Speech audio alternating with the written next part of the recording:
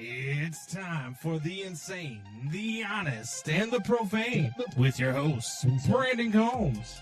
Jed Hoyer has been a coward as a GM. Doesn't go out and he doesn't make the big splash signings. He doesn't spend the money in the right places. But then I don't let Craig Counsell off the hook because, yes, did he get put in a bad spot with this rotation by Jed Hoyer? Absolutely. But then you didn't put those guys that you did have in a position to succeed in the playoffs. And Ryan Fitzgibbons. I mean, if he's just as good as Justin Fields, it's probably the worst draft pick in the history of Bears football. It probably is. And one of the worst draft picks in the history of the NFL. It's Combs and Fitz, Windy City Sports Talk, right here on ChicagolandSportsRadio.com.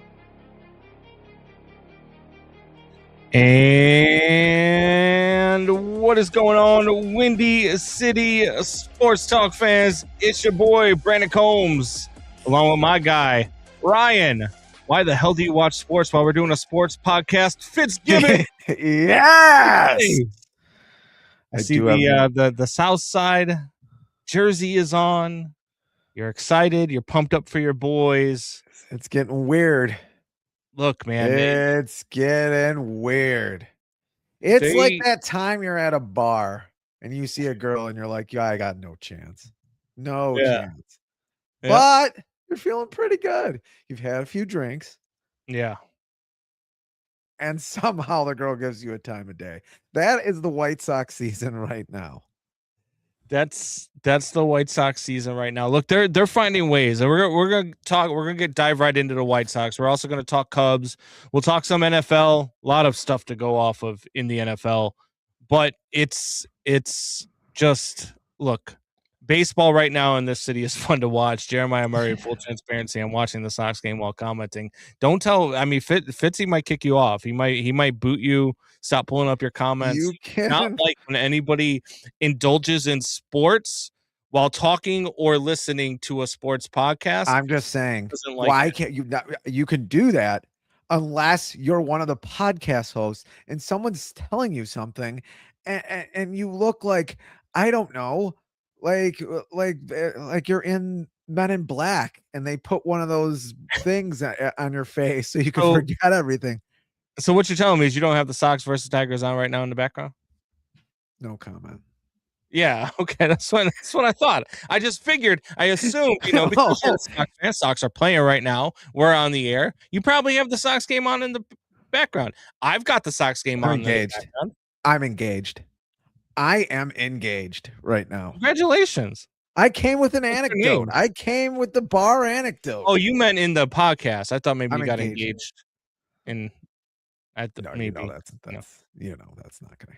I thought you were just going my route. No one who starts let's see if I can get to 3 or 4 marriages. Let's see if I can compete with Combs. I just thought that's what was going on.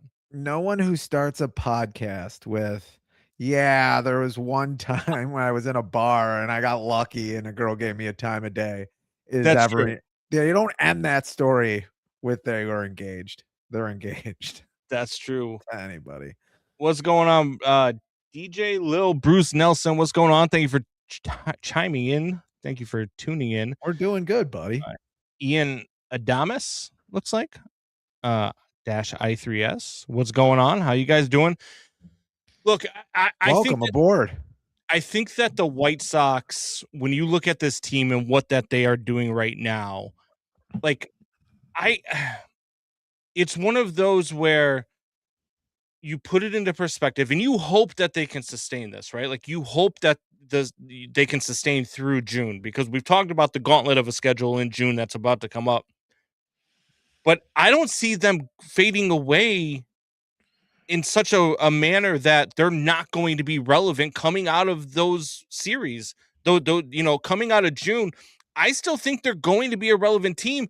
Maybe not in the fact that they're above 500 in that stretch, but more so the fact that the entire American League isn't very good right now. And nobody's going to run away from the White Sox, even if they go through a stretch where they lose 13 out of 20. Can I give you some names? Can you give me some names? I'm just going to start saying names of baseball players. Start giving names. Eloy Jimenez.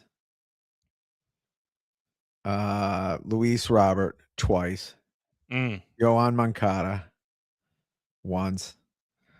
Yasmani Grandal twice.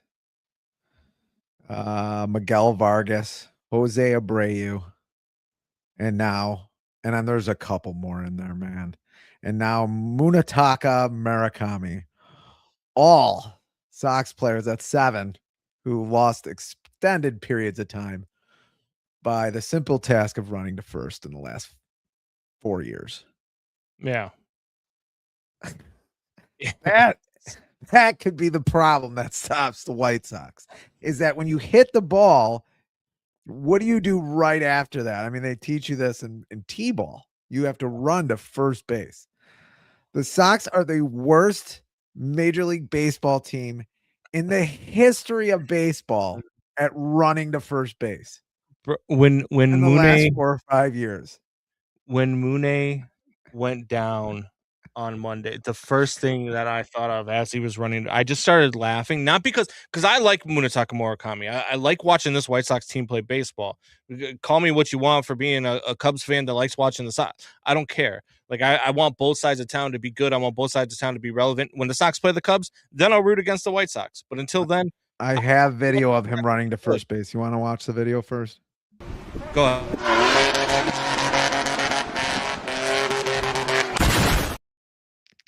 It sounds about right. And then when he pulls up lame and he grabs his hamstring, I'm like, look, the first thing I did was laugh because I thought about you and all the times that you talked about the issues with running to first base.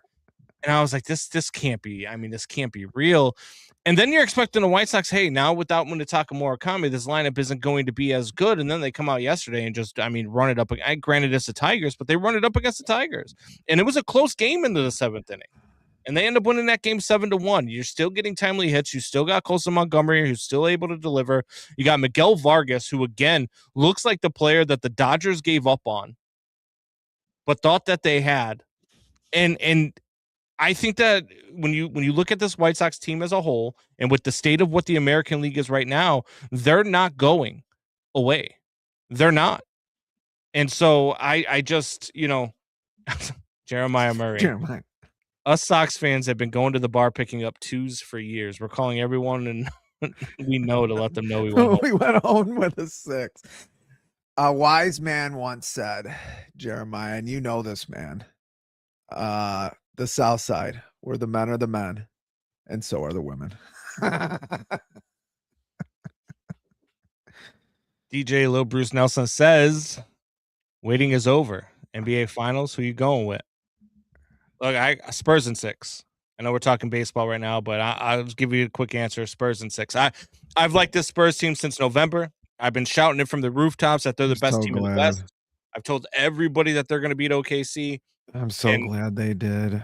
Oh, yeah. Oh, dude. It was so could not. I watched about 70-80% of that game yesterday, and it was, oh, God, please let the Spurs win. Yes. The flopping with OKC is kind of ridiculous. But look, people talk about the Spurs and they're whining too. I mean, the Spurs do whine quite a bit. But that's the NBA now. Everybody in the NBA flops. Everybody in the NBA whines. That's just kind of what they do. I think they're a better team than the New York Knicks. I really do. I think that the key matchup in the series is obviously going to be Wemby versus Cat. And can Karl-Anthony Towns keep up with Wemby? Because Wemby's going to spread them out. And Cat can be a spread out. Cat's one of those guys who he can also shoot from 3. Not quite as well as Wemby. Wemby's got the range of Steph, and he can guard you like Shaq. Like this guy, he can be moved around a little bit. He can. I feel like he can be moved around a little bit, and be got a little bit. And yeah, when you're a big guy and you can shoot 3s, it's good. But are you getting open a lot there? I guess you can get open on anybody if you're 7'4". Well, he had a game earlier in the playoffs where he had 31 points and 14 blocks. He had a double-double with blocks. Like it is insane to watch this guy who's 7'5" that can cross you up and can hit step back 3s. Like that's where when you start talking about combinations, you start talking about guys who can play both sides of the court. Just the same way that we talk about Shohei Ohtani and why he's so great, right? Because he can do all the things he could do at the level that he hits, at the same level that he's doing it as a pitcher as well. You're watching that with Wemby, and you're like, dude, we might be, and this is the first time that I've watched a player in full that I think that if the trajectory continues and he continues this for the next 10 years and wins 5, 6 NBA titles, we could be talking about whether or not he surpassed Michael Jordan as the greatest of all time. Oh boy, here we go. Why would you go to the next? You were on such a good, you were doing so well, and you just had to go too far. You had it America up this entire conversation. Why is that going too far? You had a Cubby fan up this entire conversation. Why is that by going all the way to Michael Jordan? The guy could hurt his back and be half the player he was. I didn't say he's Jordan now. I said if the trajectory continues for the next 10 years and he wins 5 or 6 titles, we could be talking about that. That's how good he is right now. So if you're not watching the NBA right now consistently, or you're not watching what Wemby is doing on a night in, night out basis, this is that dude, man. This is that dude that you want to see what he's going to do next and how he's going to do it. These NBA finals, that series between OKC and the Spurs was setting modern NBA records with average for a series that's not an NBA finals. They were averaging almost 10 million viewers in that series. Jeremiah wants us to talk about the Whites. I don't think he's liking basketball. No, I mean, it was a good series. I did the old OKC thing. I don't think even NBA apologists were coming out about OKC and how they were playing that series, which was, yeah. I mean, it was just a tough series to watch. I'm glad it's over. I'm glad what I thought was the better to watch, because I thought that was a great series. I thought the better team won. I thought the most aesthetically pleasing team won. The team that's and I think it's gonna be a really good series. I think 6 or 7 games. I think 6 games sounds good. Spurs win. I think everybody's gonna have the Spurs. The bettors don't. Everybody, I mean, the numbers, everybody is betting the Knicks to win. I don't really get that. I thought the same thing as you thought a couple of weeks ago, that the OKC Spurs series was the finals to me. Yeah. I mean, I thought that was the finals. But I could be wrong. I mean, those, you want to try to buy a ticket in Madison Square Garden. Holy cow. Nosebleed tickets are are they in the thousands of dollars? Did I hear that right? Yeah. Like, that's insane, especially, I don't know, in this climate with inflation and interest rates where they're at. You got a bunch of rich people. You got 60,000 rich people going to a game, or 40,000, whatever they fit in there. Yeah, but I mean, what you're looking at with that is that the Knicks haven't been to a final since 1999. I mean, this thing is 26 years in running, or 27 years in running, and now they're finally back there. They've gotten close a couple of times and have lost in the Eastern Conference Finals each time. Our guy Tibbs took them there last year, and Pat Boyle, who's on with me, on BetMGM tonight, Monday through Friday. That guy, he loves the Knicks. He's a huge Knicks fan. He's from New York. He's a Knicks sports fan. And he doesn't believe that they would be there now if Tibbs was still the coach of this team. So watching what they're doing and how far they've come, and that's a rabid fan base, man. It just is. They almost made it to the finals last year. So they made it this year, and not having Tibbs got them that one extra win. It's out of 90 games. Yeah. 90 something games. They got one extra win. I think that they would still be there. But that's how Knicks fans are. It's kind of like us with the Bears, right? Where we believe that if the Bears had done what they should have done, which was hire Ben Johnson prior 2 years ago. 2 years ago, we think they would have been in the Super Bowl last year. Yeah, I don't see how anybody could doubt that. I don't see how anybody could doubt that. I mean, they would have had home field advantage throughout the playoffs. Caleb Williams would have been a lot farther down. I mean, Caleb Williams didn't really make a turn until 9th, 10th game in the season. where he started to get the offense a little bit more. We can talk a little bit about Caleb too, but yeah, I mean, just getting back to the White Sox, I have a similar view with the White Sox, and I don't think the Murakami injury Yeah. helps my view. Is the same view you had of the Cubs a couple of weeks ago when you were saying this team isn't as good as people think they are and they have to add. I Yep. mean, the Sox, I don't know what they finally brought up Jacob Gonzalez, who has 19 home runs and 60 RBIs, and you had him in the minors when you got guys, batting 190 who can't hit home runs. This guy's got 19 home runs. He's finally up playing in Murakami's spot. Yep. I don't know what the front office is doing. They do need more power in this lineup. Yeah, it's been a pretty powerful lineup, but I don't know if we can count on Vargas and Montgomery to anchor it, or even Murakami when he was in the lineup. I still think there's a lot of holes on this team. I still think you need to be 30 players deep in this league. And I don't think they are. Yeah, I think something special is happening. I mean, go watch that Vargas home run. Yeah. There's 30,000 something fans. I have not, I mean, I've seen games, yeah, that are over 30,000 at this point in the year, but not like that. I mean, you got 30,000 people going nuts when he hits that home run to win it, that 2-run home run to win it. There is something going on. Yeah. I don't know. I really think this was the worst time to have what it has been your best player, maybe next to Davis Martin. Probably both been your best players, to have him go down right before this June that we cataloged 2 weeks ago that was coming, to have him go down now. It's pretty tough. It's pretty tough because it's not just the home runs he hits. He gets on base a lot. I don't think you're going to bring a rookie in from AAA who's going to get on base 37% of the time. I just don't. I still think there's problems with the starting rotation, even though Anthony Kay looks good. Sean Burke's thrown well today. He seems to have turned it back around again, but I don't know. There's just too many question marks in this bullpen. There's too much question marks in this starting rotation. This lineup is just like the lineup that is just set to go through a cold phase. It just seems like it. They strike out a lot. There isn't a lot of really great on base percentages in this lineup. It just seems like a lineup where, I'm sorry, I think it's great what's going on. I would have never thought that and I think I think they'll be competitive for the rest of the season. They're winning more than 70 games, but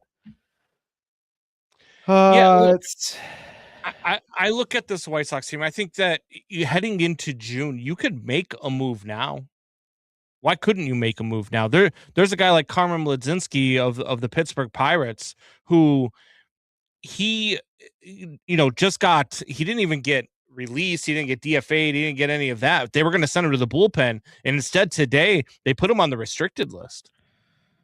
And this is a guy who is 4-3 with an ERA underneath 4, who has a lot of throws. I think a high 90s fastball, has a few, like a 4 or 5 pitch repertoire. Like, this is a guy that, I mean, if for whatever reason the Pittsburgh Pirates were going to send him to the bullpen, when you've got a guy, I mean, they've got a couple of guys.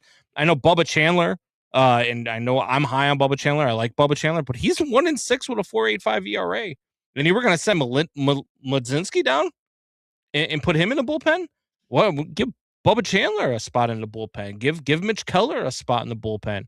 His ERA is close to 4.5 as well. So why would you do this to this kid? Now, there's probably a lot more to it. Maybe he's asking for more money. Maybe they know they're, whatever the case is. But and I know we know that they don't spend money, in Pittsburgh. no, So they're why can't the White Sox go and make a move like that? I mean, this is a guy who I would love for the Cubs to go do. I just don't think the Pirates are going to trade him within the division. No. Why can't the Sox go and get a guy like this? I don't see why not. I mean, I don't see why. I heard some argument, which was insane, that they should trade Davis Martin by the trade deadline because this is the highest stock you're going to have of him. I think we talked a little bit about this at the end of the show last week, but it's like that's right now that'd be 7. They have 4 more years of control with him. Like, you're not looking to trade. Like, the rebuild is over. You're in June, you're at least 3 games over 500. If they lose today, there'd be 3 games over 500. The rebuild's over if you're in June and you're 3 games over 500, especially like you said in this AL. This AL Central, which isn't great. I still think one of those bottom teams, I don't think it's going to be Detroit, but I think Kansas City or the Twins are still going to make a stab at it here. But I mean, it's not a crazy AL Central. It's not a crazy AL period. The Sox are in the playoffs right now at the season ends. Like, if it's not a disastrous June, like we said, if it's not a disastrous June, Davis Martin, one of the best pitchers in the league right now. You see his moniker? Greg Maddux. This guy. Did he just wake up? He must Come have. here. He must have. He woke up. He rolls out of bed. Goes Davis Martin ChatGPT, is Greg Maddux. asks his girlfriend, the ChatGPT girlfriend that talks like, I don't know, Scarlett Johansson, to make me a profile pic of Greg Maddux. And then Greg Maddux comes up and and then he puts it on there, who's Davis Martin, because I said he reminds me a little bit after like a preamble of like 60 seconds of Greg Maddux, and he can't let it up.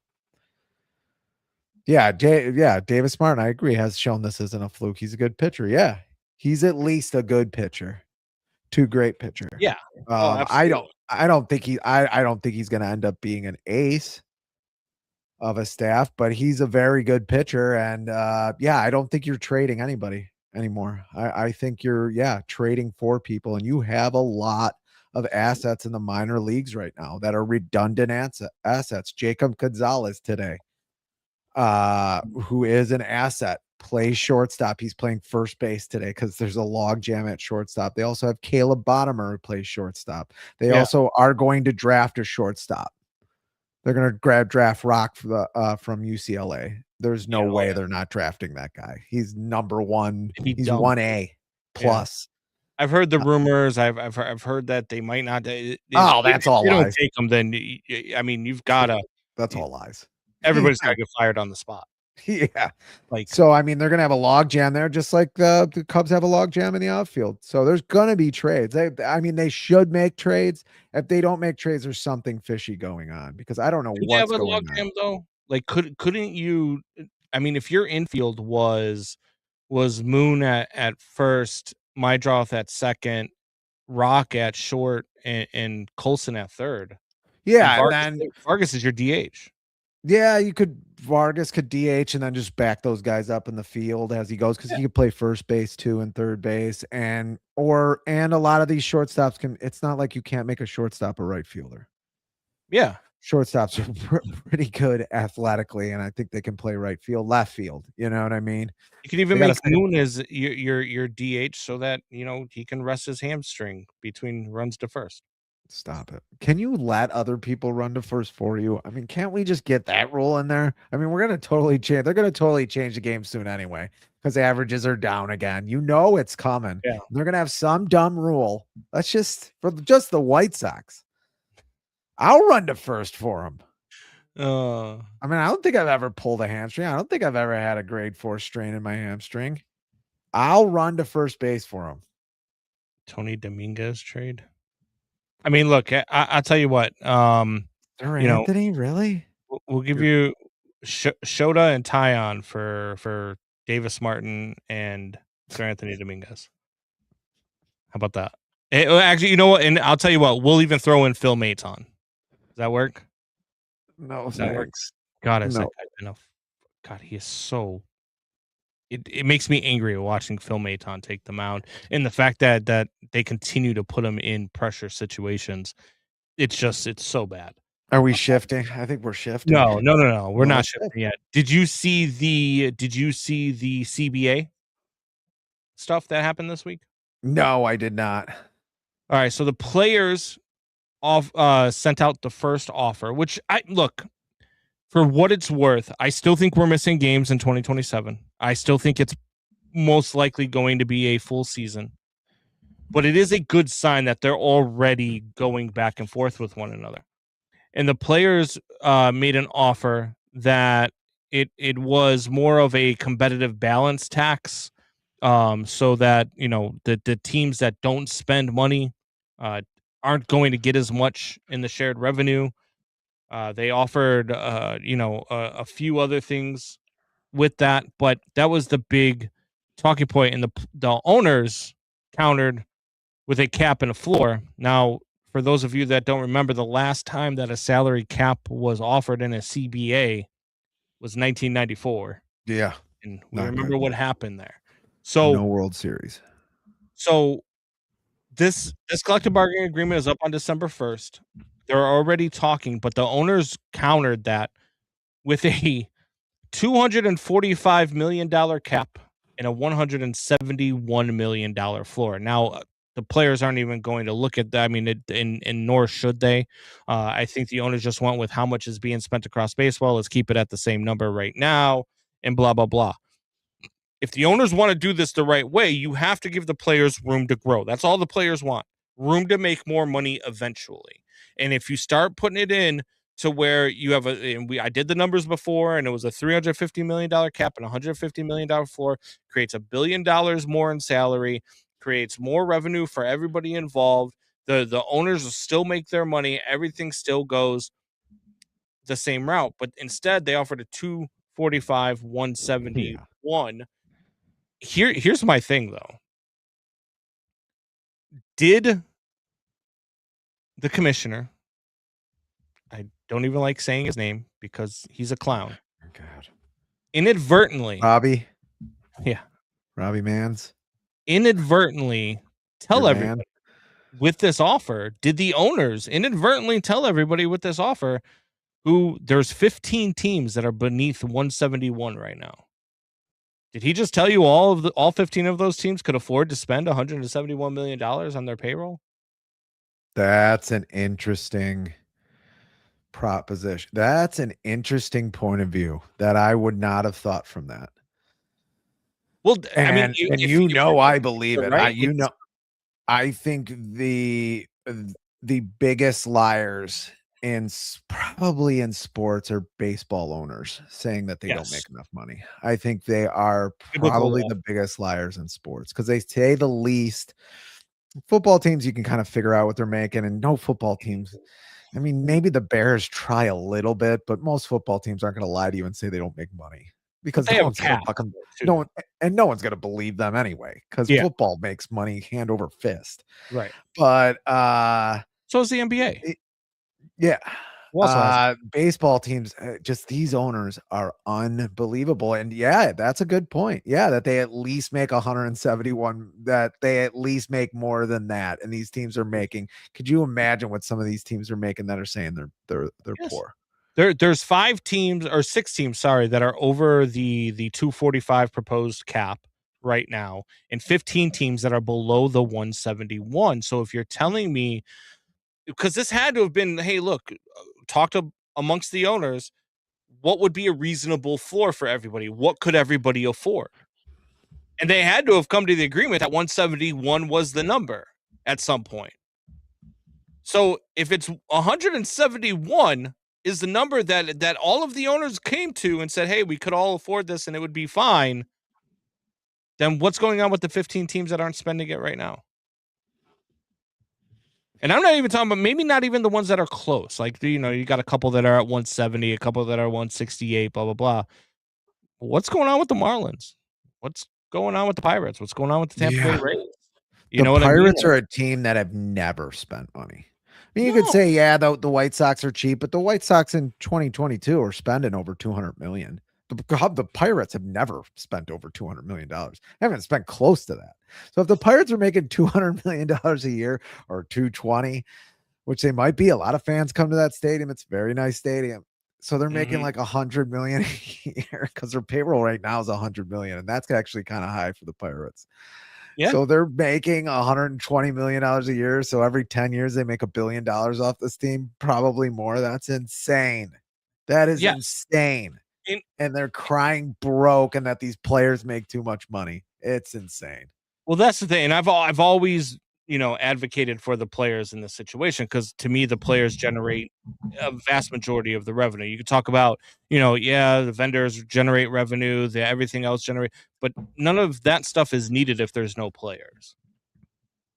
The players are the most important part of all of this. The players are the ones that should be making the highest percentage of the money, because I said it before, I'll say it again. How many times have you gone to a White Sox game and see somebody wearing a Jerry Reinsdorf jersey, or somebody wearing a Chris Getz jersey?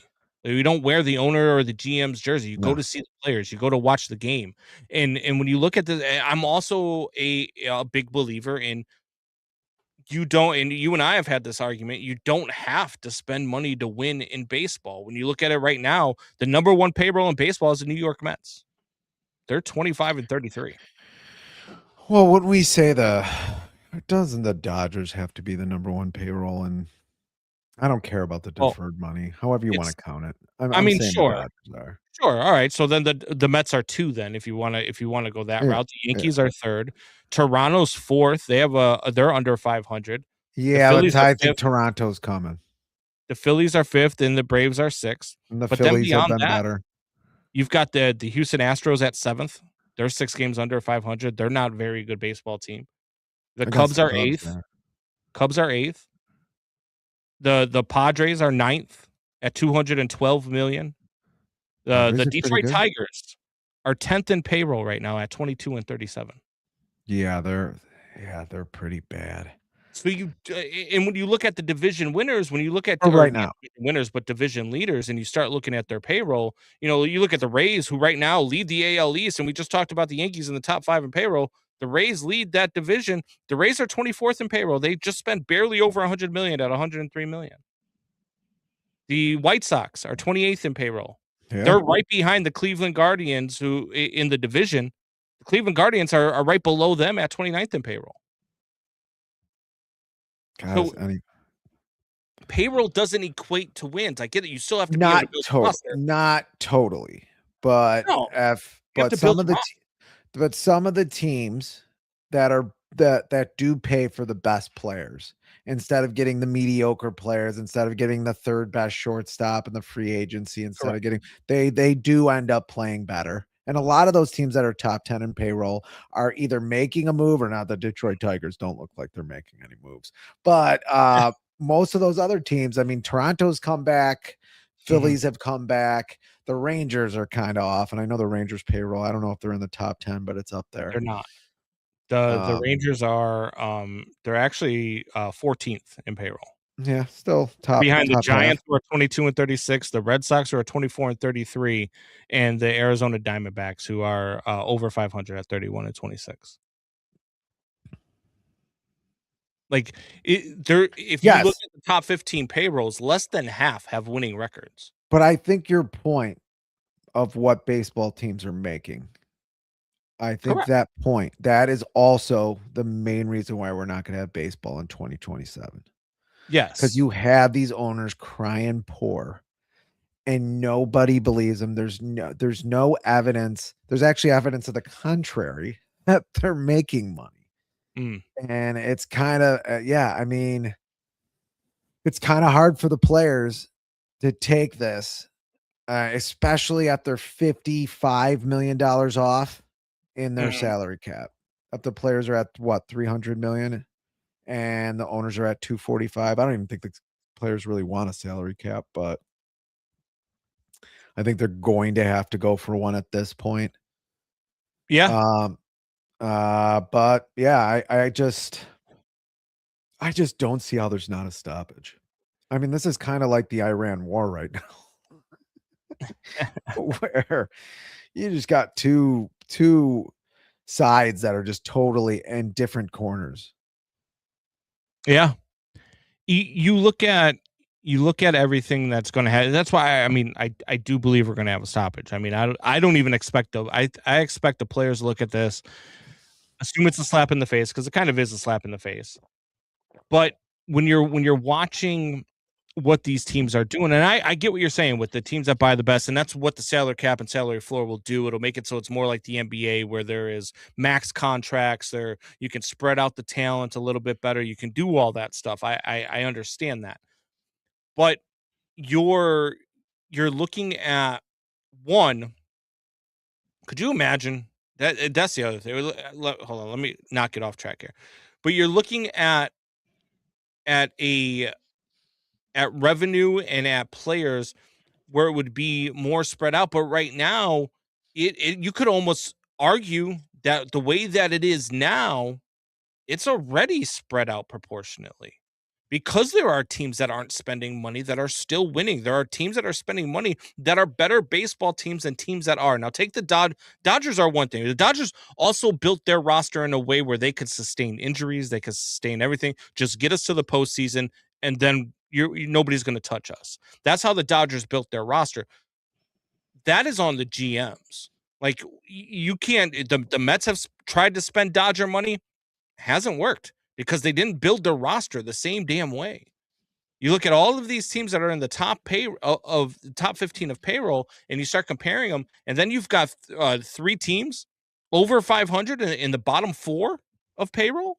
Like, that shows you right there that it's not about the money spent, but it's about how you spend the money in the players that you put together, the way that you can develop talent, the way that you can actually look at talent, watch college baseball and see who's coming up. Hey, this kid's going to be good. Hey, we should draft this kid in the 3rd round. Hey, this kid's going to be a star. I see something in this kid. Like, that is how you build a baseball team, and that's how you win a building organization. The Dodgers have the best of both worlds because their minor league system is top 5 and their payroll is top 5.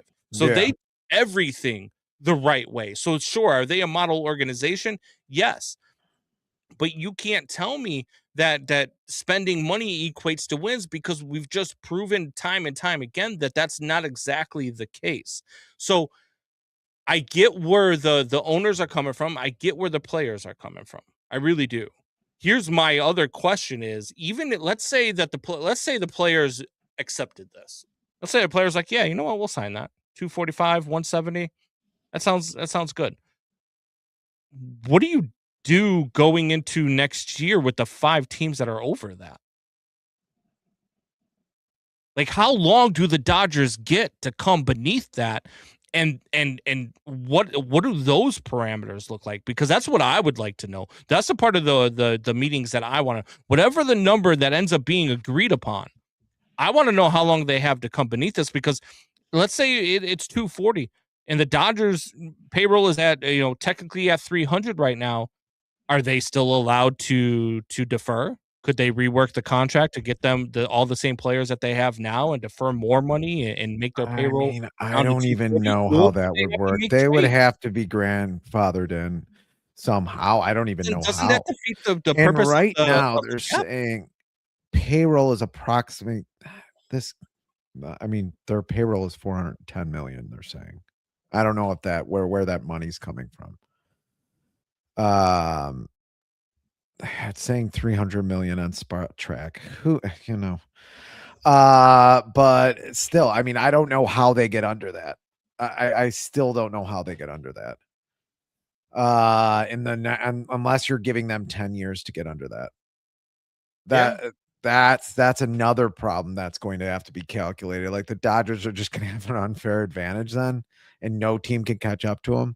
And I think some players are going to be like, do some teams have to get up to a threshold? Yeah, but I don't know if every team is going to be able to spend $170 million if the talent isn't out there, if the certain players and the contracts aren't out there. So there's going to be a penalty. There are still going to be teams under 170 million. But players will say, well, someone's going to eat that penalty, whatever that penalty is, to go to under the 107 basement or whatever, the 170 million basement or whatever that basement's going to be. That means there's going to be less competition for contracts, and the contracts are going to start coming down. Well, if you start looking at the way the NBA works, right? Like, the way the NBA works is you have the cap but you also have a second level of the cap, but you have to pay extra money to get to that second level of the cap. And I'm not sure if you can go above that second level or not, or and if the luxury tax just continues to go up the more money you spend, because that could be a thing too, where the Dodgers are like, hey, look, we're above payroll, but we're going to pay this much more money, and they might be okay with going above the luxury tax the way that they do now. They might be okay with paying that extra money because they have 9 owners and because they're all billionaires, that they're just like, yeah, whatever. We don't care. We just want to keep winning championships. They make an insane amount of money. So if you want to look at it that way, if that's what it's going to be, then fine. Because I'm more in the ballpark of I don't think the Dodgers are ruining baseball. I think teams like the Pirates and the Reds and the Rays and all of that, they ruin baseball by not spending. I don't want to punish the teams that want to spend to win. I do want to punish the teams that don't spend. So I think that there needs to be a harsher punishment to be underneath the floor than there does to be over the cap. There needs to be, whether it is loss of your revenue shares for that season, that'll make the owners spend. You want to talk about, loss of draft picks probably won't make owners spend, but you throw that on top of it. That's what I would do. You don't get your revenue share for the year. That gets divvied up amongst all of the teams that were above the floor. Your cut does. And if you're not going to spend money, then fine. And that's going to take some of these guys that don't spend, some of these owners that don't want to put money in. Like you're looking at the Pirates owner. I forget the name of the Pirates owner, but you take that guy and Scrooge McDuck. You kind of force him. Yeah. You kind of force him to sell. Owner's name. Right. If I don't spend money, I'm not going to keep losing money. So I'm going to sell, and somebody else can put money into this team because I'm not going to. And that would be the best thing for Pittsburgh Pirate fans. Would it not? I mean, no, yeah, I think that would be, but that's a lot. Well, because then you're not worried about a lot to consider happening in 3 years. You're not worried about losing, so you're not worried about losing your stud rookie shortstop in the next 6 or 7 years, even though he just signed a new, I think he signed a 6-year contract, something like that. You're not worried about him walking because all of these things now you can afford to do, and your owner has to do them. Yeah, that could quite possibly push some of these older owners who are just collecting money from their teams and holding these cities hostage. Mm-hmm. That could help with that. It could also not, but it could help with that. I could see that. I just also see there's so many complexities. Jeremiah says there would have to be contracts that are grandfathered to some extent. Yeah, I could see them just making it individual contracts that are grandfathered in. And okay, here is where your payroll is, and we're letting these contracts go. That still gives them an unfair advantage for a couple of years. You can't force these guys to rework the contract. You can't tell Shohei Ohtani you have to rework your $700 million contract. You just can't. No way. No way. You can't. Megan TV says, don't want to sound like such a girl, but I think magic and fun in the clubhouse makes a huge difference on a young team. Yeah. I think that matters less in baseball. I think energy helps. I mean, look at what speed did. I'm talking about the drug speed. Look what amphetamines did in the 50s and 60s for players. So energy definitely is a thing, and it does rub off in a clubhouse. I think that the White Sox playing the way that they're playing right now it's fun to watch. It's special to watch because this is a team that none of us, including you and me, expected them to be where they're at. We thought, there could be an early season run, and then they win 70 games or so. Now I'm looking at this team, man, and I don't see any way they don't win 80. If not more than that. Can I go back to my argument that they have to run to first when they hit the ball? Can I go back to that argument once again? But no, I think I mostly agree with you there. It's tough with this team. There's just a lot of holes for me still.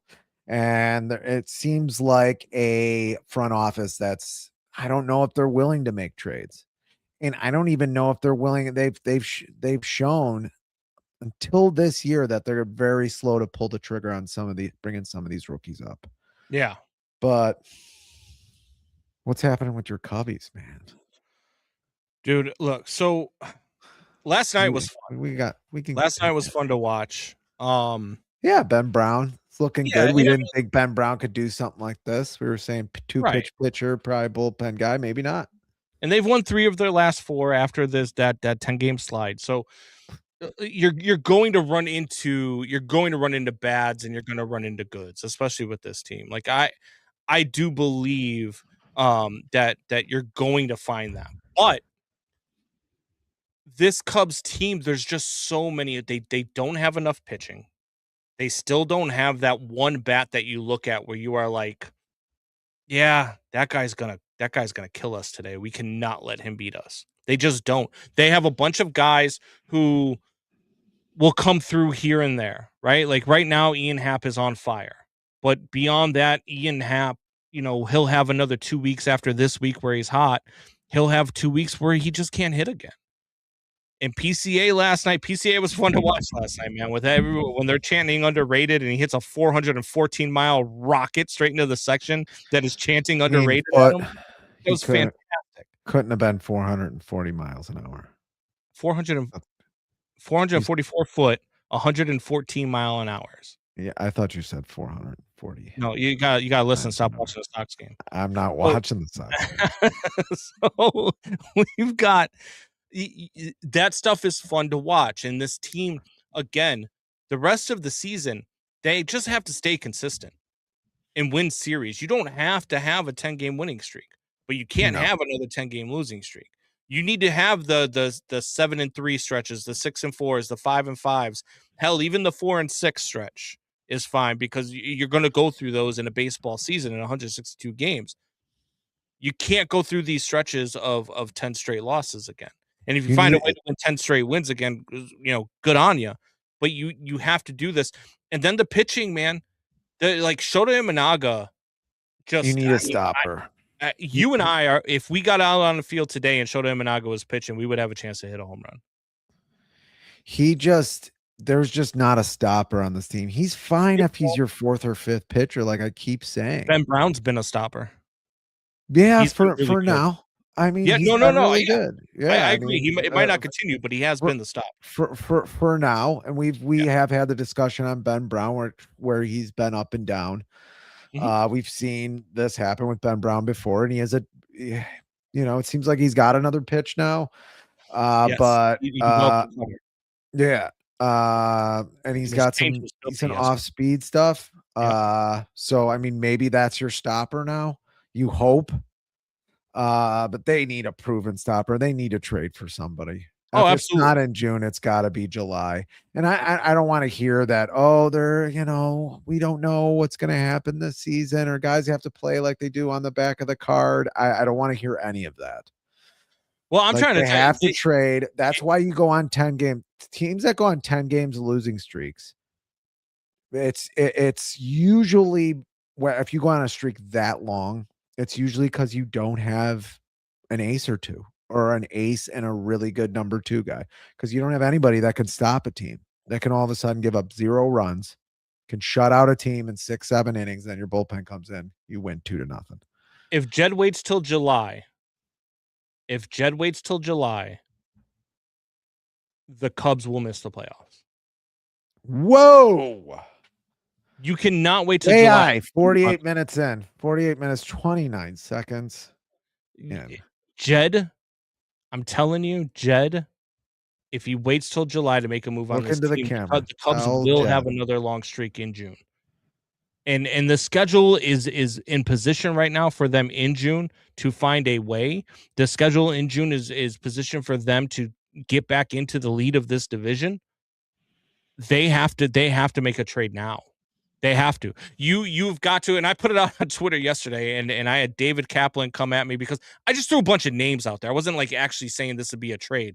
I just said, hey, you've got to do this, this, and this. You got to DFA Maton. You got to do this, this, and this. And they took it as, oh, that's what I mean. My whole point in that is that Jed has to sack up and make a move now.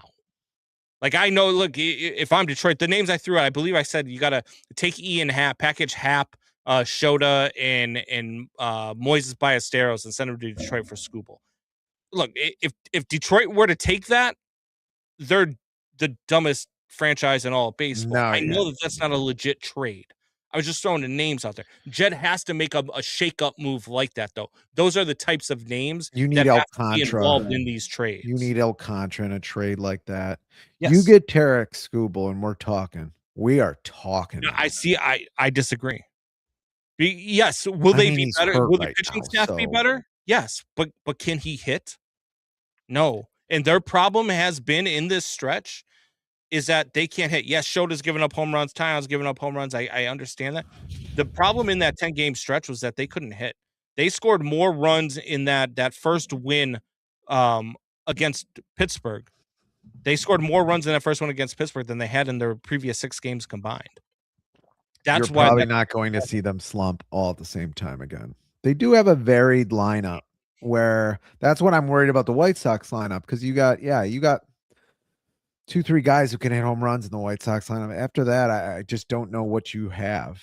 But the Cubs have a lot of guys in their lineup that can get hits for them. See, I disagree again. Like Dansby Swanson is Jason Hayward. I mean, he is an automatic out every time he gets up to the dish. He just is. He came up with the bases loaded the other day, and I couldn't get to my damn betting app quick enough to lay the bet because when he came up with the bases loaded, I was going to bet everything that I had on him to strike out. In life, and then he struck out. So like he is not. He's a good defensive shortstop. He cannot hit. Just cannot, flat out cannot hit. You look at, like, I think Nico, I trust Nico to turn it around. I trust Alex Bregman to turn it around. I think that those guys are guys that can hit. I think that those are guys because it starts to warm up. Yeah. that can turn it around. I think PCA, and we talked about this when he got the contract extension. I think PCA is what he is now, which is a 15 to 20 home run hitter who's going to hit about 260 for you. And he's going to go through stretches where he's really, really bad. You look at Michael Busch. Michael Busch is hot and cold. He's another guy who's maybe a 240, 260 type hitter. Like, I don't think they have a bunch of guys. You got a good point there. Yeah, you need someone dangerous in the lineup. They need a Yordan Alvarez. Johnny Fitzgibbons has woken up, and he's in the queue. Oh, the manager definitely has something to do with it. Craig Counsell, where's your grade at for Craig Counsell? You don't have to give a grade, but Nick Holmes is now betting on individual because I knew what was going to happen. He's getting desperate. That's a good point by Doubting Thomas. Again, AI, 52 minutes, 30 seconds. I said Doubting Thomas had a good comment. That's got to be the first one this year. And we're almost in June. You know, to get back to the manager thing from your brother, look, I do believe like a lot of this does fall on Counsell because you've got to stop bringing Phil Maton into important situations. Yes. Is he a guy that you're paying money? Yes. Did he have a good year last year? Yes. But is he having a good year this year? No. So he's got to stop putting him in those positions. Let him succeed in the 4th and 5th inning when you need a spot start because Shota's given up 5 home runs. Or Tyon's giving up 5 home runs. Use him then. Stop using him in the 8th inning of a 1-run game. Put him in a better position to win the game. Stop messing with the way that they've messed with the lineup every day. I don't know who's going to lead off. I don't know who's going to hit second. I don't know who's going to hit third. Like, you just don't know coming into that clubhouse where you're batting in that lineup. In baseball, more than any other sport, is a comfort sport. It's about what you're comfortable with. And you've got to be able to do that. And look, I hate the way that the game is played now offensively because everything is launch angle. Nobody hits the way that they used to. Nobody's chasing 400 anymore. People are now chasing 300. 15 guys batting 300 in this league. It's insane. The average team batting average is 243. Unbelievable. John says, I'd listen, but I have to go take a shit. Does he know he can take a phone into the shitter? Is he listening to us from like some old transistor radio in his garage that he can't move? I mean, are we on AM radio? I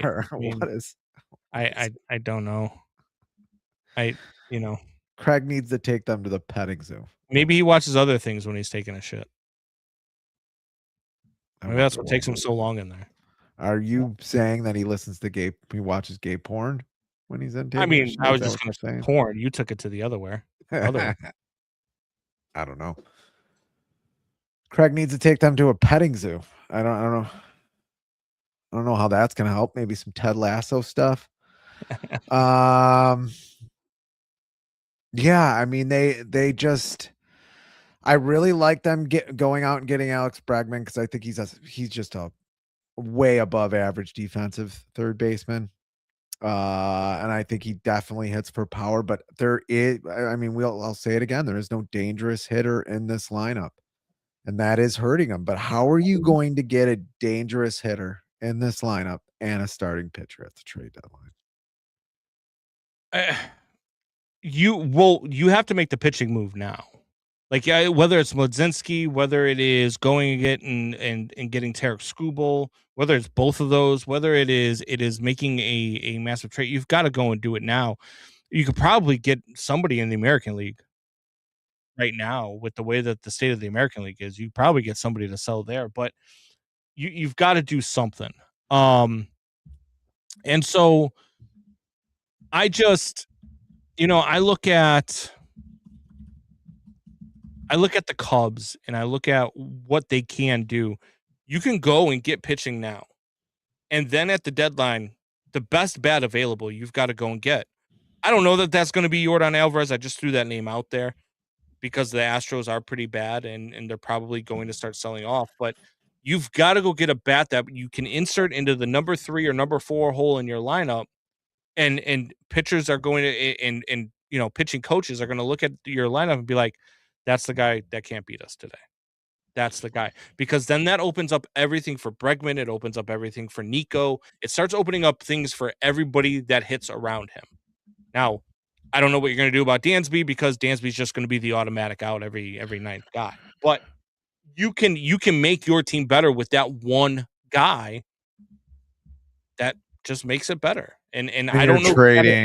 You're trading a Ian Happ or something like that, or well, Ian Happ, you're trading a bunch of you're packaging a bunch of prospects. Maybe you're even you're throwing in a Shota Imanaga, who right now, look, he's still a major league pitcher. I'm telling you right now, there's going to be a pitching coach out there that says he can fix Shota Imanaga. Is there a pitching coach on the Cubs that can fix Sandy Alcantara? Well, yeah, I mean he's had the blister, so he hasn't pitched in a couple games. But I think he our recent game, May 26th, he pitched. Gave up 8 runs to the Toronto Blue Jays, but yeah, and that's when he came back. Oh, yep. Okay. Yep. That's a name that's been battered around. Davis Martin to the Cubs. I'm thinking of you said the Cubs pitching staff. I was thinking of the Edwin Cabrera who left with the blister. Not yeah, on the Cubs. Yeah. Sandy Alcantara. Look, that's a name that I wouldn't mind seeing either because he's a strikeout guy. Jesus. Yeah. Hey, how about Davis Martin and Moon for this guy or Ian Happ, Bill Maton, and a couple of shortstop and your shortstop. Dansby Swanson. That's him. Take and on that contract. And Kevin, and we'll throw in Kelvin Alcantara. That'll be the sweetener in the deal. For Moon and Davis. Why would you want to trade those guys right now if you're a White Sox? Why would a White Sox fan want to sell instead of buy? I don't know. I think mostly a Cubs fan would try to talk a White Sox fan, not into trading to the Cubs. But isn't Thomas is a Sox fan, right? Or is he? Yeah, I mean, he's not a fan of really anybody. He's a fan of Doubting Thomas. Oh, he's a real big fan of Doubting Thomas. Yeah. I don't know if he's a fan of anybody. I don't know what he's a fan. He's a fan of the team that's winning right now. I mean, since he's a fan of Doubting Thomas, you could just say he's one of one. Yeah. Yeah. Sox will be sellers. Wilson Montgomery, with the Sox down 1-0, just hit a home run to tie the game. He's pretty good. He's a pretty good player. He's a pretty good shortstop. Yeah. I'll trade him for Dansby Swanson. I guess they're going to trade Colson Montgomery too. Even if Straight up. Sox are sellers, Dansby. they're not selling a pitcher who's past Tommy John surgery, who has another 4 years on his contract. They're not doing that. That just doesn't make any sense. They're not selling a starting pitcher who's at worst a 3 or a 4. Yeah. That's making $780,000 this year. Davis Martin's making 780 grand. So they're not trading him. I mean, they might trade who's been hitting well, Andrew Benintendi. They might trade him. That might be a trade that happens, and he's been hitting pretty well. He's been hitting over 300 for the last few weeks. Say I should DH, where he had the best year of his career. I mean, he's not wrong, but I just like who plays right field for the Cubs. I mean, you got Matt Shaw who's injured right now. I think he's talking about when Shaw gets back. I mean, but even then, like Shaw is just Dansby all over again. He's very streaky. He's Yeah. he at least he has good streaks, I guess, but he's very streaky. I don't think he's the guy they thought he was going to be. And I think that's a problem too. I think they knew just from the size of the contract and the way the contract went what Pete Crow was. I think a lot of Cubs fans who thought he was going to be some kind of perennial MVP. Pete Crow doesn't sign that contract if he knows he's hitting 30 or 40 home runs a season or something like that. So I think they knew Pete Crow was where we thought he was. 15, 20 home runs, 260, 4 or 5 WAR player, very, very good player. Maybe even has another great season, but he's not. Well, he's on pace right now to be a 7.9 WAR. Is where he's on pace for. So his WAR is going to make some people who don't believe in him very upset because he's better than people like to give him credit for. And I know people, Sox fans especially. By the way, speaking of PCA, your brother's has still under construction. He must be done shitting now. Have you noticed since he got in trouble and since he got fined for the SMFDB, against the Sox, couldn't say you suck to him. Have you seen his new celly every time he gets a hit? No, I don't know what a celly is. I noticed it the other day. Celebration. You know how they get on the bases and they do those things where they tie. And you couldn't say celebration. The Sox are doing right now where they're grabbing the balls or something, like they're cupping something. They do this thing now every time they get a hit. PCA, I noticed it yesterday, and I don't know for sure that this is what it is, but ever since that incident, his new celebration when he gets on base is just this. And he thrusts. So he's this is the WWE now. And you love it. I'm just saying, I think that's just he took what he got fined for and came up with a celebration in which nobody could really say, hey, that's what you're doing, because he could say, no, it's just, we're calling it relaxing. I'm kicking up in the recliner or something like I think it's phenomenal. I think that is pretty funny. Lean in.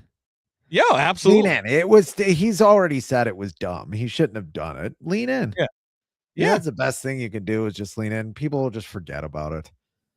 I love every bit of it. Yeah. I mean, it would have been great if you had maybe a Cody Bellinger in right field. That's all I'm saying. That would have been a guy who would have been pretty good in right field right now. Or Kyle Tucker. Or Kyle Tucker. Yeah. A guy that you traded Cam Smith for. Cam Smith in right field would be a good option. Yes. So yeah, it's just she should lean in. I think that's the invite. There are just so many things that the Cubs had, and this is my problem with Jed, and this isn't like ever since Theo left, Jed just doesn't have that one move, and I thought it was going to be Kyle Tucker, but then it wasn't. He doesn't have that one move where you look at it and you're like, yeah, that's the guy.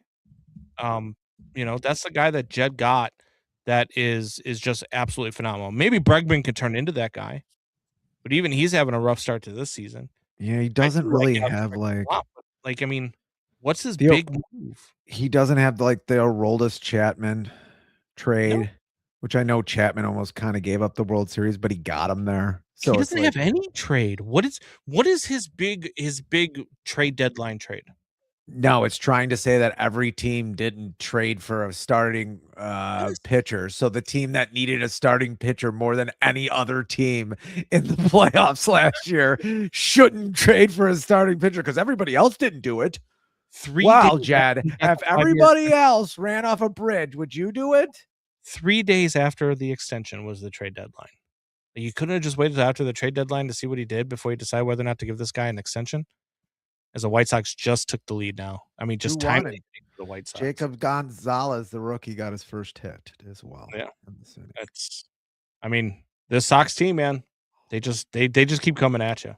But no, I when you're looking at what he's doing, at what Jed has done or what Jed hasn't done, I mean, it's kind of glaring. And to be honest with you, if he doesn't go and do anything over these next 2 months, if we're still looking at the same roster, and you're not telling me that, oh, he went out and he look at the move he made and he went out and got maybe the fourth or fifth best reliever available at the trade deadline, and that was his only move. I'm out on him, and I don't know how the Cubs keep him employed. Yeah, I I just don't know don't. either. I don't even know why he got extended years ago. I don't know why that happened. I had nothing to go Because he by was it. Theo's successor. They thought they were getting a Theo guy, and they thought that he would be close to what Theo was, and he hasn't even been a tenth of what Theo was. No, he's at best a mediocre GM until I see something different. Yeah. Doubting Thomas is using ChatGPT. The Chicago White Sox Magic Wand celebration is a viral dugout ritual driven by injured pitcher Mike Vassell, who uses a $20 Harry Potter toy wand to cast spells on players. Yes, he does. That's The what whole they Mike do Vassell thing is when they're doing this. That's what this is. Because that when you do that, that doesn't look like magic wand. I don't get magic wand from that. Kyle Tucker has been pretty bad. Yeah, he hasn't been great. Cody Bellinger's been all right. He's been I haven't checked in on him in a while. Cody But Bellinger's been very good for the Yankees. I liked Cody Bellinger too, man. he would have been a guy that they could have gotten less expensive. We talked about it Yeah. at the end of the year last year. Maybe would you be better with a guy who's an 80% Kyle Tucker or better than Kyle Tucker right now? Tristan Peters. This is the White Sox season right now. Sometimes things just go your way. They got a guy from the Savannah Bananas who just took the lead for the Sox. Did you hear? Just had the hit that took the lead for the Sox. Did you hear the damn it, where was I going with that? Scarlett Johansson told me this directly. See, I'm telling you, he's talking to AI and it's telling him all the good stuff. It's just a feedback loop, a positive feedback loop for Doubting Thomas. So he just has AI telling him positive things all day. The Bananas are rallying to get him into the All-Star game. If anybody can do it, Tristan Peters in the All-Star game with what, 2 home runs? I mean, unreal. This is your worst nightmare, isn't it? We're living your worst nightmare. No, it's not the worst nightmare. It's just you've got to do some things, and you've got to make some moves, and you've got to do things that people are uncomfortable with. And that means, trading Ian Happ. That means trading Ian Happ. Yeah, I don't might have to make some bad moves. Yeah, like trading contract. Wiggins or trading Alcantara or whatever you got to do. Yeah. Whatever you got to do. Yeah, you do. You have to make what could be a potentially bad move and try not to be the smartest guy in the room all the time. How about develop a player? Well, I mean, I guess you could argue they developed PCA. You could argue they did develop Ben Brown. Is Ben Brown a success yet? Matt Shaw, Ian Happ is a homegrown. guy. Like, I mean, they Ian have Happ's been on the developed team for 10 years. Miguel Amaya. I mean, they have developed guys. I mean, Moises Ballesteros, guys that are actively playing on this roster. They did develop. I mean, I'm not saying that these are all-star players or all-star They caliber got players. They PCA have from the developed. Mets. The Cubs are the new Sox. Oof. Oof.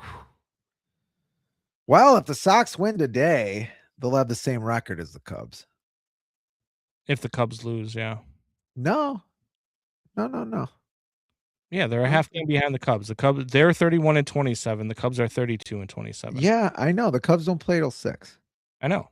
So the So game if could the get Sox rained out. win, they'll have A meteor could hit. they'll have the same record as the planet. Cubs until the game starts at 6. No, once the game starts, the game isn't just automatically over. The game's got to end Okay, too. all right. So by the time it ends by 9:00. Yeah, such a chick. I'm enjoying this way too much. And your face is starting to get more a darker shade of red as we talk, as the blood rushes to your face. Should we get to the NFL? Seeing that's what the title of this podcast is. I was just going to say, did you Is hear Joey about Cora the third base coach of the Tigers? I've had a 25-year career coaching third base. Well, he was the bench coach for the Sox when they won the World Series. And I also heard something about Joey Cora. What'd you hear? Can I tell the story? Go ahead. I used to, when I was in broadcasting a long, long time ago, I worked with Terry Armour, who was he was on the beat for the Bulls when the Bulls won all the championships. A lot of people would probably remember his name. And also, big White Sox fan, South Side guy, and he would go into the clubhouse all the time. And he saw Joey Cora, who's probably like 5'6", with his pants off quite a bit. And we're talking about a Savannah banana. Oh boy. A Savannah banana that Joey Cora had. This is the story you wanted to tell. It looked like a baby's arm from what Now your brother's got to go take another shot. Baby holding an apple. Yes. John's got to go take another shit all of a sudden. Oh boy. Okay. Well, so we know Joey Cora's packing. Maybe that's why he's been in the league for 25 years as a third base coach. Maybe that's how he waves his guys around a home plate. Maybe it's not his arm. Yeah, I know. That's Scarlett Johansson just told me you're gay. Hey, what am I supposed to do? I'm relaying a story. I have my sources. I have my sources too, and I can name my sources because Terry Armour unfortunately passed away. Have you heard the Jackson Dart stuff? Yes, I have. In the NFL. I want to hear your viewpoint first, though. But I have heard of it. I read a little bit about it, heard about it, heard some people's takes on it, which I'm pretty sure you already know my viewpoint on it. It's dumb. I think yes, it's dumb as shit. Pretty close to it. Yeah, I don't care what president we've had in. I mean, there's always been people who supported it, who didn't support it, who liked some decisions, who didn't like some other decisions. And there's still been players in locker rooms that have gone to events with said president. Yeah. And regardless of what his political fit, I don't care what it is, because I care about what he does on the field. I care about what he does when he's between those lines. And I think that the Giants have done a good job of figuring that out. And I look for his teammate to come out and be like, oh, I thought this was AI, blah, blah, blah. But the way Jackson Dart handled it the other day with his press conference, talking about, hey, we had this conversation. I respect him for what he believes in. You respect me for what I believe in. We move on. We move forward. And Jameis Winston was actually the voice of reason with his press conference too. Yeah. I want to hear the Jameis Winston press conference. If you haven't heard it, you should definitely go back and listen to it, because he was actually the voice of reason in this whole thing, which was crazy. Yes. I think that it's wild that in a week where Josh Jacobs gets arrested, that these are the NFL headlines. Where Josh Jacobs gets arrested with like 5 different counts of domestic abuse, I mean, this is the NFL, and this is the problem that I have with the NFL. When you look at suspensions in the NFL, longest suspension was Alden Smith for 5 years, right? For the substance abuse program. Michael Vick, obviously 2 seasons and definitely suspended because of the dogfighting thing. Calvin Ridley for gambling. Vontez Burfict for his hit, is repeated, cheap shots. Everybody else, when you look at like domestic violence and all of these other players, if you look up how many players have been suspended because of domestic violence, of the 18 people that have been this was back in 2024 where I found the article of 18 players that were looking at domestic violence allegations. Only 2 of them had been suspended.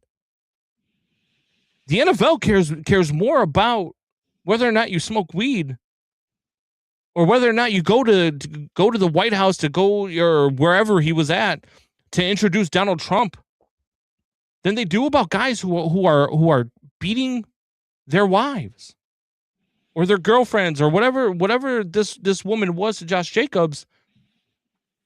And I mean, you're gonna look at what, like a 2-game suspension? Rashee Rice probably gonna have to sit out the whole season because he smoked weed and then went to jail. I mean, granted, it was part of his probation, and that's why he went to jail for it. But these are the things that the NFL, the policy for the anti-drug and stuff. I understand it. I understand the reason for it. But the things that they've done for just smoking weed, the suspensions that they've handed out for that, don't even compare to the stuff that they've done against domestic violence and all of these players that do stuff. What did Ray Rice get? I know. A game until the video came out. Well, yes. Well, why did it take that? Yeah. Anyway, then I don't even think he was suspended. Nobody signed him because he was a free agent. It wasn't even the fact that he got suspended. I think he got a 1 or 2 game suspension. I think the Jackson Dart thing, I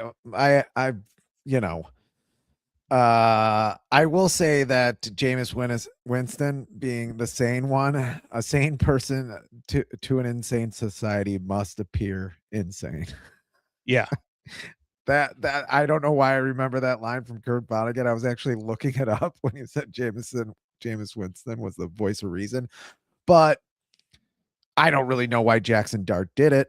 I've seen some dumb memes either way. One meme was like, well, Patrick Mahomes went to see Biden. And it's like, yeah, he won a Super Bowl.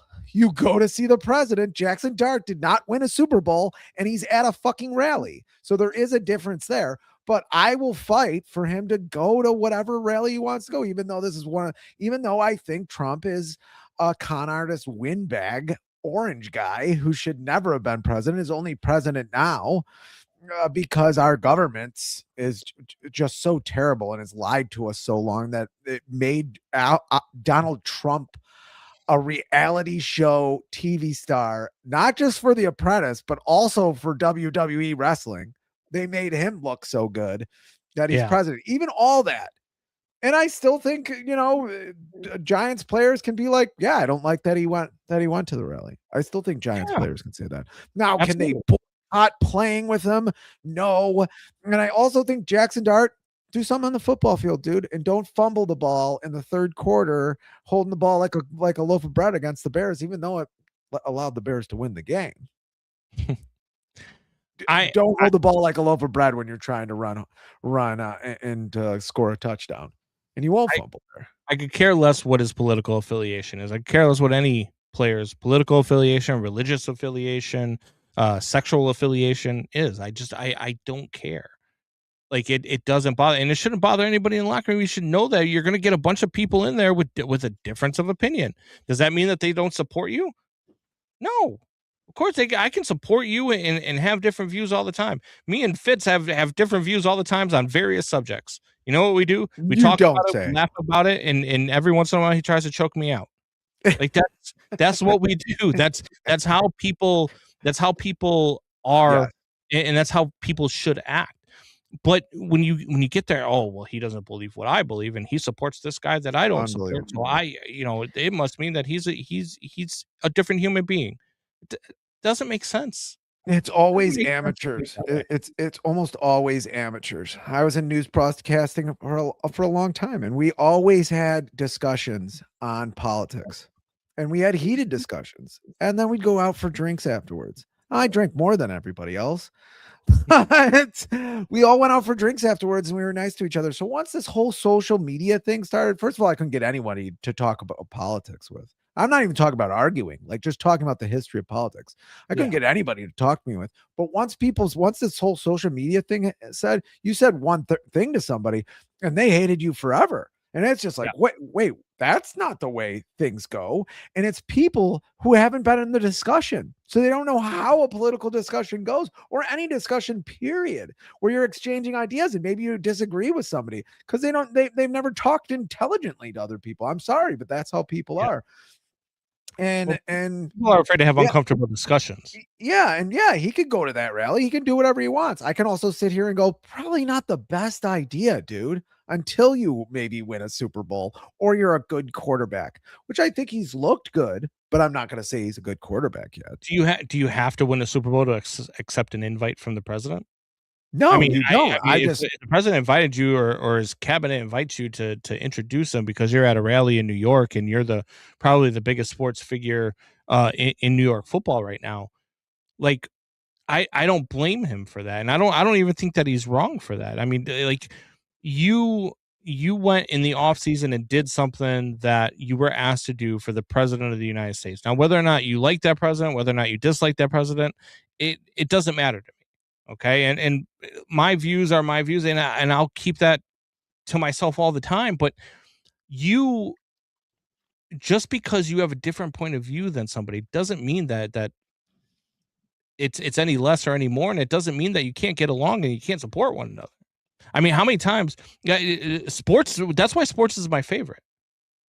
How many times we go to when the Bears threw the touchdown pass, when Caleb throws that touchdown pass to beat Green Bay, how many fans in the stands jumped up and hugged people that they've never met before in their life and had no clue what their political affiliation is, or their religious beliefs, their sexuality, anything like that?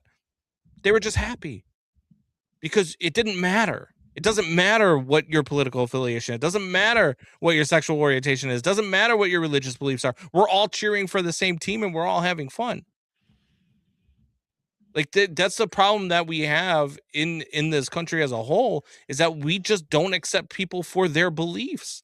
And who the hell are we to not accept somebody for something that they believe? Who are we to think that our feelings are more important than the next person's feelings? I'm the first person to tell you that if I offend you, go fuck yourself. Because if I offend you, don't listen. If I offend you, go talk to somebody else. But I'm not don't listen. Who I am. Yeah, I mean, to help you. And that's what I'm saying. If people want to be offended by it, they can. And Megan's right. If you get invited by the president, you might want to go. I wouldn't call you an asshole. If you don't like the president, you can have the freedom to say no too. Yeah. There are plenty of people who have said no. There's been teams that have said no. I did not know that was part of the story that he was asked to go. I thought he decided to go. I did not know he was asked to go to the rally. Yeah, he was invited. He's asked to go to the rally and he likes the guy. I don't see a bunch of problems with it. But if he thought he wasn't gonna get anything, I mean, this is the most unpopular president probably ever right now. I mean, he probably knew there was going to be some backlash.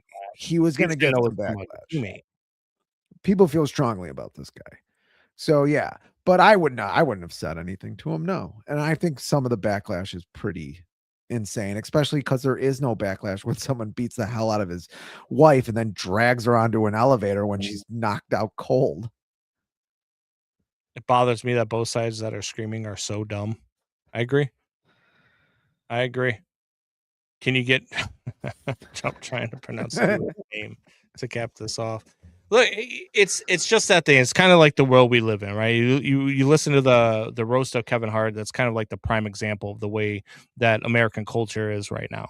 I watched the roast of Kevin Hart last week. I laughed through all 3 hours. I thought it was great. I thought it was hilarious. It was great. I haven't seen the whole thing, but most of it. Yeah. Yeah, and for the most part, they're calling Tony Hinchcliffe a racist, or which, if you don't know who Tony Hinchcliffe is from Kill Tony, I mean, Yeah. he's created opportunities for comics that are trying to come up.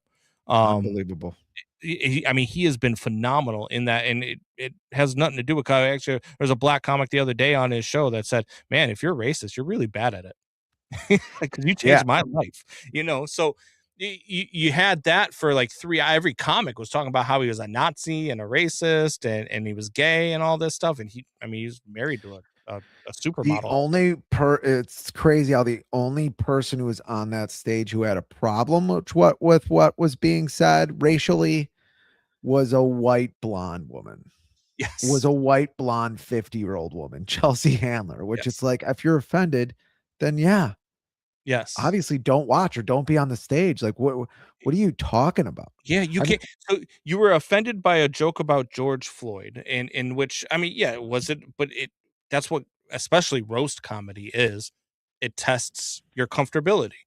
And when you get past that, but you were sitting there for 3 hours listening to a comic who on stage, people talking about her husband who committed suicide.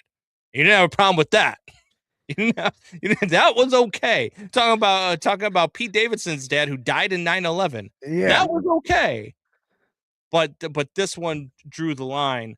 I mean, that just goes to yeah. show what our society is right now. And that, Pete Davidson's dad, who died a hero. And you got George yeah, Floyd, who, I'm sorry, probably should not have died, but was a drug addict criminal. I r- mean, right. and died because of those A things. and I you've mean, had those I've had these conversations with plenty of people where we've only seen the last, what, 4 minutes of the video? Never seen what lead up to it. So, like, it's one of those things, and I get it, like, I understand, yes, and the cop was wrong, and that's why he's doing, I think he got life in prison, correct? If I'm not mistaken, for murder. I'm pretty yeah. sure he got charged with murder and got life Or in prison. yeah, I forgot what the charges were, but Yeah, yes, but he got so charged. so okay, I mean, that's what happens when you kill somebody. You get charged with murder and you go to prison. That happens. We have people that kill people all the time. But I think the thing that people miss is that this is exactly why the country is this way, because we've allowed it to get to this point. We've allowed Doubting Thomas. the 1% get I to am this.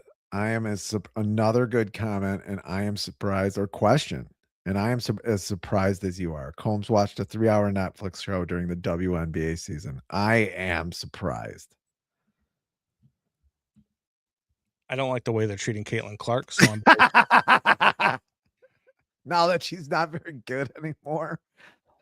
well, I mean, there's something going on in that locker. She got in a fight with the coach last night during the game and then got benched. Like, there's something going on in that locker room that we don't know about. There's a reason why when they are pumping up an Indiana Fever game, she's not even in the highlight package. Like, there's something there that we don't know Yeah. about. And I don't know what it is, but it's affecting Caitlin Clark on the court too.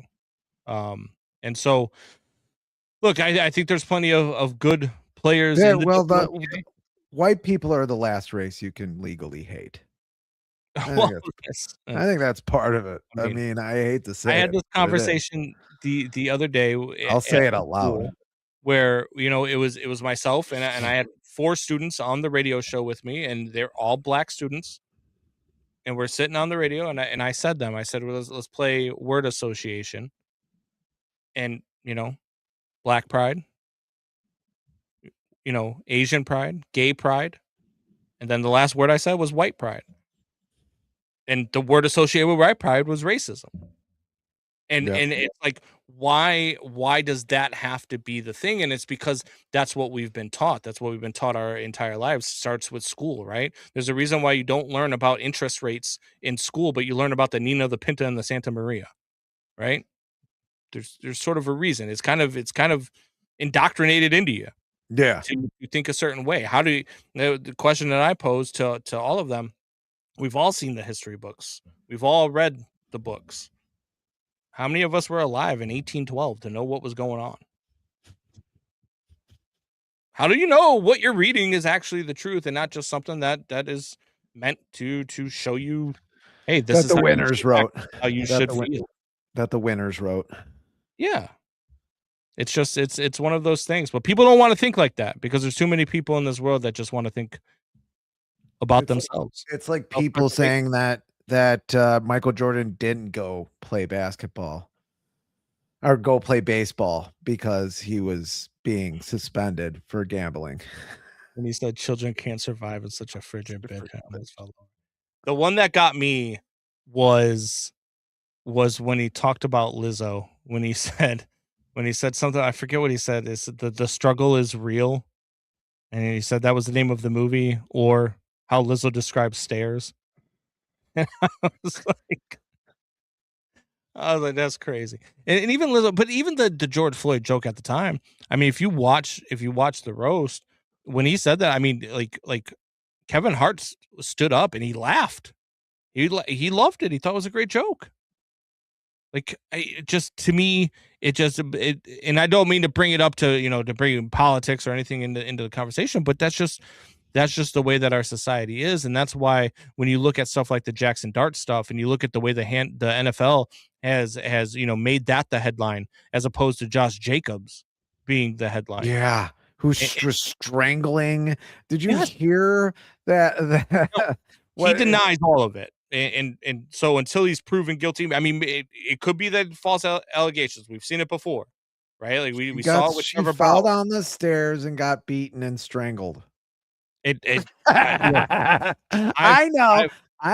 The innocent people are proven guilty, but I'm going to say allegedly. Allegedly. Yeah, we have to say that. Against him. Say our production team is saying I have to say allegedly. Yes. But why is that not the focus? Why is Josh Jacobs, and I guarantee Josh Jacobs might get a 2-game suspension. I'd be surprised if it's 4. Why is there so much girlfriend or wife beating from NFL players? And try to answer the question without saying the word steroids. And why isn't it more punished? I mean, why was Tyreek Hill allowed to play a full season? I mean, that is there. I mean, his wife. Yeah, like several accounts of him beating her. Yes, and then she burned his house down and said it was their kids. And he's going to be another guy who's nobody's going to sign this year, and everybody's going to go and everybody's going to forget about what he did because nobody's going to sign him because he's just not worth the headache anymore. Plus, he's only got one leg now as a wide receiver, so. I don't. Outing Thomas, there's no shortage of white pride in your neighborhood, Combs. Unreal. He was on a roll for a second there. Yeah. Yeah, Miguel Vargas just had an unbelievable catch. White Sox win. Yes. Easy at Doubting Thomas. John Fitzgibbons enters the chat. It's called Doubting Thomas or John. I got John. 100. I've got Megan over Doubting. It is CT, but but 90% of football players are taking steroids or some variation. But of the other problem is there's no backlash for it. There's no punishment for it. You know what I mean? Like there's no. No, yeah, there isn't, and there's no players coming out. There's players coming out about him going to a rally. Yeah, and there's no players coming out going. Yeah, he beat a defenseless woman. Like I don't want Tyreek Hill on my team. I don't want Josh Jacobs on my team. I don't want why did nobody say, man, I looked at this and thought it was AI when the Ray Rice video came out? There's no. Or Kareem Hunt. Didn't Kareem Hunt have a video? Or yeah, he had a girl in the face. Yeah. Like there was a point where I wanted Kareem Hunt to be the Bears field goal kicker. Just after watching that video, because I thought he'd do a good job. You look at the way the NFL handles this stuff, it's backwards. Because you've had players lose their career for their entire career. Look at who's the wide receiver, the Browns? Josh was it Cribbs? Yeah, not Josh Cribbs. I know what you're talking about. For saying that he was doing cocaine and smoking weed before a game. There's guys who he kept getting suspended for it. He had multiple suspensions for smoking Yeah, weed. there's an old Fitz gibberish out there somewhere on the Yeah. interwebs about because I think it just that in some states there was a it was legal in Colorado, and there was a Denver tight end who didn't want to take Vicodin. So he smoked weed and he had some concussions and stuff like that. And he got dinged for that. And he came out. He was on a Real Sports episode. So you got these guys taking pharmaceutical drugs instead of being able to smoke weed. Yeah. And being suspended for smoking weed. Yeah. Yeah. But yeah. It's insane. And the NFL has to completely change their stance on it. The NFL has to have people come out and talk about this. The NFL has to take it the bull by the horn, and they have to make some suspensions here. But Josh Jacobs should not be allowed to play this year. I'm just sorry, he shouldn't. Well, and then if he's found guilty, or found innocent, it's a whole different but you cannot be playing football while these allegations are there. And how do players support that? And how do players want guys like that around their daughters and around their wives? Like, I just don't understand that mentality when nobody's going to come out and speak out about this, but they're going to speak out about Jackson Dart. Like, it's just incredible to me. And the NFL has it backwards, man. They just do. And I don't know if it gets better. And you talk about CTE. I mean, Claude Lemieux of the New Jersey Devils, who took his own life this week. Probably another form of CTE. Like, what is the NHL going to do? They're probably going to have some equipment, changes. I don't know that the NHL will ever change the rules, because that's like the man of man sport, supposedly, and you can't really change the rule. Like, I don't even know how you would change the rules to prevent CTE, but there's going to have to be some sort of equipment thing that happens to try to prevent CTE, like the Guardian caps in the NFL, right? They can't skate anymore. They got to go out there in their bare feet. It's we're going to play floor hockey from now on. Non-contact floor hockey. Why is it okay when Randy Orton punts people, but not Curry? Because Randy Orton is a fucking legend. Remember when Dante Stallworth ran over a woman and killed her and played NFL football? Yes. Ray Lewis helped kill somebody. Yes. And now is in the Hall of Fame. No other sport like it. And now speaks out in schools about taking innocent black lives when he took an innocent black life. So, like, it's just you've got the bad press. You've got the fact that nobody comes out and talks about this, though. Like, even at the media level. Like, how is this not on ESPN? No one Why wants to kill the golden goose on ESPN or on Fox Sports? You know what I mean? Why does it take a podcast like ours to come out here and talk about the problem that is in the NFL with domestic violence? The same reason why no one's talking about Kelce or Polymarket or the basketball scandal in the beginning of the year, and they'd rather, look at the NBA playoffs ratings. They're great, even though, well, maybe it's not real. There's a possible somebody's shaving points or somebody's doing that. No one's talking about that on ESPN or anything like that, because they're so involved. They're so in the bag with the players and the teams and everything else, so they can get access to these teams. They don't care. They're so in the bag with these teams that no one's investigating, no one's talking about it, and no one's saying this either, because they don't want to kill their golden goose.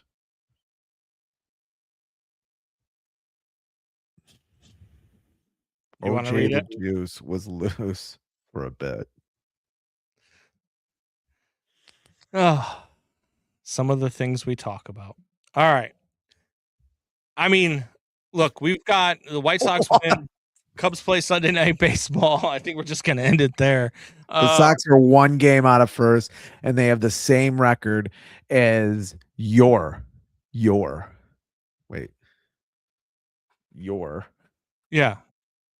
Chicago Cubs, who are just coming off of a 10-game losing streak. So congratulations. Here we go. Congratulations. We've caught up to the team that lost 10 in a row last week. We're back. We're back. That was like my buddy the other day when I said Andrew Benintendi needs to be DFA'd. and then he hits a double and a home run. He's like, "What were you saying?" And I'm like, "Oh yeah, he's back now because he's had 2 hits against the Tigers and he's hitting 170." Come on, what are we doing? What are we doing? You could use Benintendi in right field. We could use you in right field. I mean, Benintendi, Dansby Swanson batting back to back. That'll scare him. That will scare him. All right. Thank you to everybody who joined us. We had a lot of watchers today. Yeah, we did. Spike up at who is watching the watchers though? I mean, I don't know. Not the NFL, that's for sure. Palantir. Somebody will, for sure. Chat GPT. All right. Till next week. Same bad time. Same bad channel. Tell your friends. Tell your neighbors. Tell your enemies. See you. Adios.